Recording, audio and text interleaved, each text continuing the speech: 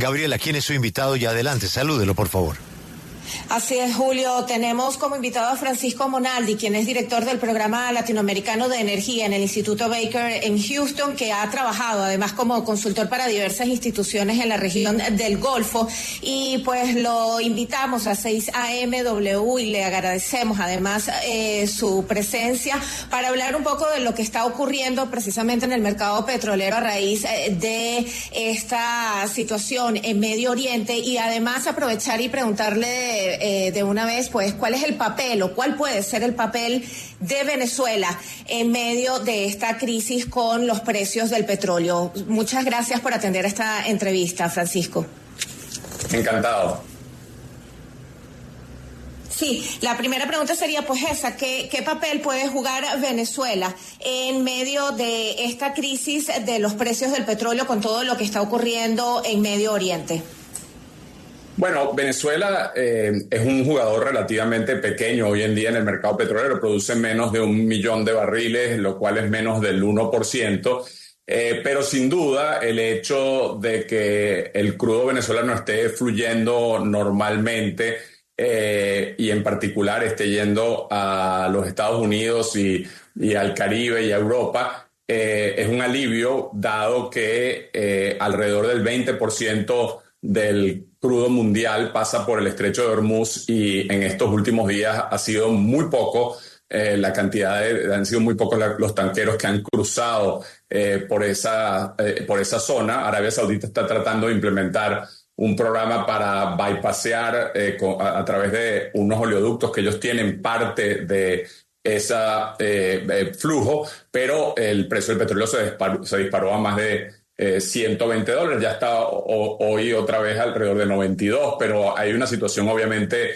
muy delicada para el mercado petrolero mundial y sobre todo para los países de Asia. Claro, y le quiero preguntar por esa volatilidad, porque como usted dice, subió abruptamente el precio en una de las mayores escaladas que se hayan registrado. El presidente Trump dijo que habían ya conseguido los mayores objetivos, los principales objetivos en la guerra. Se pensó que se abría la puerta al final de la guerra, pero después de las declaraciones son contradictorias. O sea, ¿el petróleo hoy está reaccionando al rumbo de lo que diga Trump?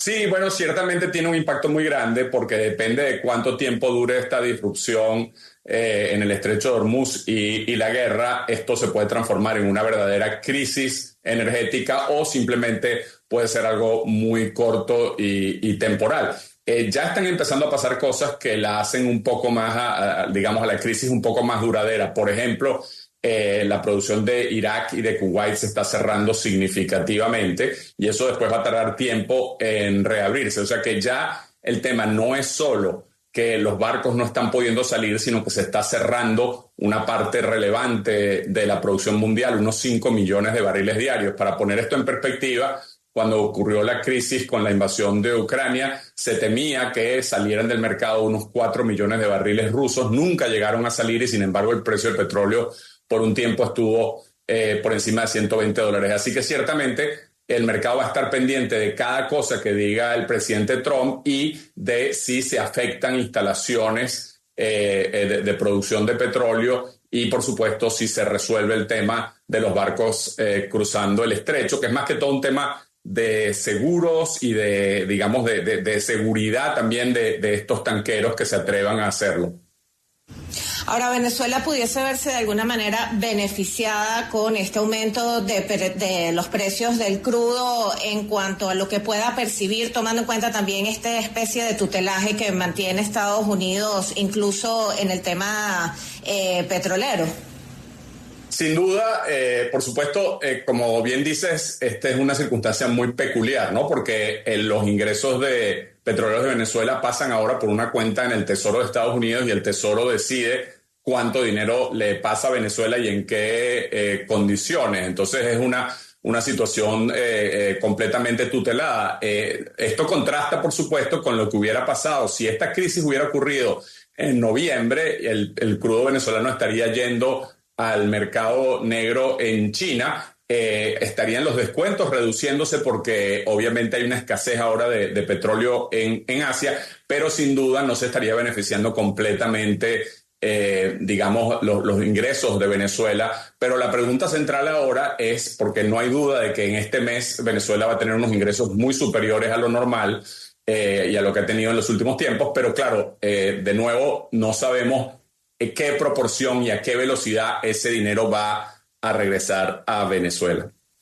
El presidente de los Estados Unidos, Donald Trump, anunció que algunas de esas sanciones petroleras van a ser suspendidas de manera temporal para así lograr estabilizar esos precios del petróleo y garantizar el flujo del crudo en ciertas zonas. ¿Usted cree que estas medidas que implementará el presidente de los Estados Unidos son suficientes?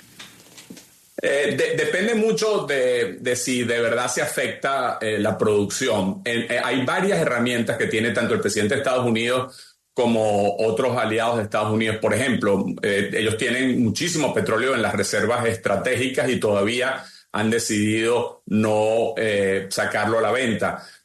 También Estados Unidos ciertamente puede flexibilizar, por ejemplo, las sanciones con respecto a Rusia temporalmente. Eso pudiera permitir que Rusia exporte más petróleo hacia la India y hacia la China, porque al final el tema es que el mercado petrolero mundial es un gran mercado. Hay diversos tipos de crudo, hay diversas, precios basados en las calidades diferentes y en las regiones diferentes, pero al final es un gran mercado y entonces Estados Unidos, por supuesto, se ve afectado por el hecho de que el precio del petróleo internacional suba. La gasolina en Estados Unidos está llegando a $4 el galón, cosa que el presidente Trump se jactaba de que la gasolina estaba bajando en Estados Unidos. Entonces todo esto le pone una gran presión al presidente para tratar de resolver esto más temprano que tarde. Quiero volver al tema petrolero venezolano porque muy a su estilo Donald Trump recientemente dijo que estaba muy contento con todo lo que estaba pasando en Venezuela porque la mayor parte de la producción de petróleo venezolano se iba para Estados Unidos y un poco se quedaba para Venezuela. ¿Quién hace el control de qué le está quedando a Venezuela de su industria petrolera? Bueno, Venezuela refina alrededor de unos 220 mil barriles y exporta unos 800,000.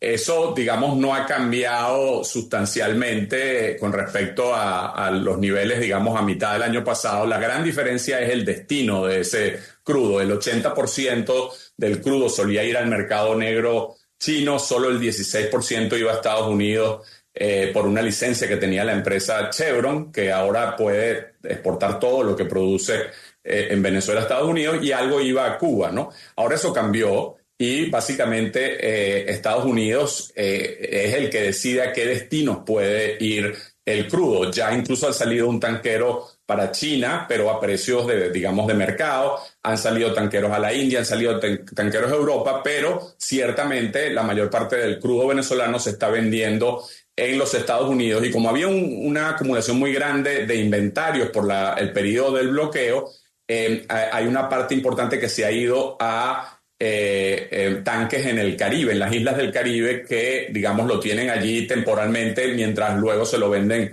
a otros mercados, probablemente buena parte también a los Estados Unidos. Pues agradecemos a Francisco Monaldi, director del Programa Latinoamericano de Energía en el Instituto Baker, por atender esta invitación de 6 AMW, y estaremos entonces atentos a cuál es el comportamiento en el mercado petrolero y cómo impacta también en la región. Muchísimas gracias, señor Monaldi. Un gusto.